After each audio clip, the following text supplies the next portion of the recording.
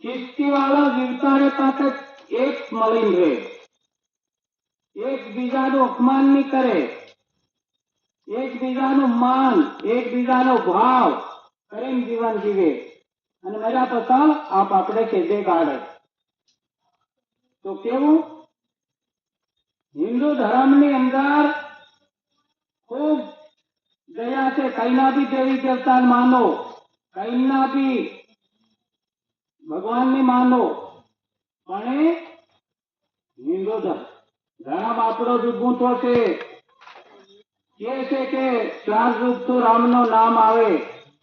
પહેલો રામ દશરથ ઘેર અવતાર, બીજો રામ દશરથમાં બોલે, અરે ત્રીજો રામ सकल पर करे सवारी અને ચોથો રામ सबसे न्यारो તે 4 દુઃખનું નામ રામનું આવે અને પૂજ્ય राम राम की दारू पीतेला, राम राम की ने कई भी काम करतेला. આજના આપણા ભાઈ કેવું કામ કરે છે, પૂંજેલું નહીં ખાય છે, નકલી ભેજ બની ગયા ત્યાં અને દેવી દેવતાનું અપમાન કરે છે, માતા પિતાનું અપમાન કરે, મારી જાત નહીં સાંભળું દે નહીં લાકડું દે એવી વાતમાં જતા રહ્યા. કોણ? ખિસ્તી વાળા. એ આપણું કામ નહીં મળે. એની હારું એ કળાને સમજતા રહેવું પડે આપણું. બાકી નહીં સમજવું નહીં આપણો એકતો રહે તો આ કળા આપણ હરાવ દે.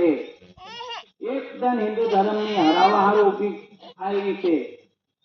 પણ ભગવાન કે છે 4 યુગ તો હિન્દુ ધર્મ વિચારતો આવીને જીતે છે. 3 યુગ જીતી ગયા. 4થા યુગમાં ભગવાન સાધુ સંત 4 કરીને એ ભગવાન કઈકમાં પ્રવેશ થાય આના પાપને હરાવે ને હરાવે. એવું નહીં કે આની ભારત ભૂમિમાં કોઈ બીજો જીતી જાય. તો એની હારું ગુરુદેવ કે તમારી અંદરની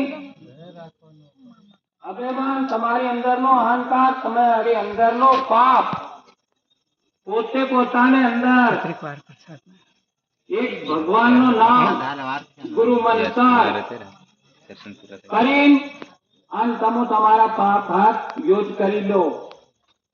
ગમે એવું કે ગમે એવું કરે પણ પોતે પોતાની આત્માની તરાવવા માટે, આત્મા જીતવા હારું પોતે પોતાને કર્યા વગર તરાહે નહીં અને તરાવે બી. તો એની હારું કે છે કે નામ રચના કામ તુગે કરતારો ભગવાનનું. ભક્તિ માતાના યોગમાં ડૂબકી મારતારો. ભક્તિ માતા બી આપણી વહેલી છે તો એની આપણ ડૂબકી મારવી પડે તો આપણી આત્માનો તારણ થાય. અરે એના હથિયારતા આત્માનો જીતી શકવું. એ કામ આપણને મળ્યું છે ને આપણને મોકો મળ્યો, ગુરુ મળી ગયો, ભક્તિ મળી ગઈ, ધર્મ મળી ગયો, રામનું નામ ઓળખાણ કરાવે છે ભગવાન. ગુરુદેવ ભગવાન તરીકે આપણને ઓળખાણ કરાવે છે. આપણી કેટલા રૂપ કેટલા વીતી ગયા છે એની આત્માનો પીડા ભોગવતા પીડાથી. તો એની હારું સાવધાન ચેતન થાય.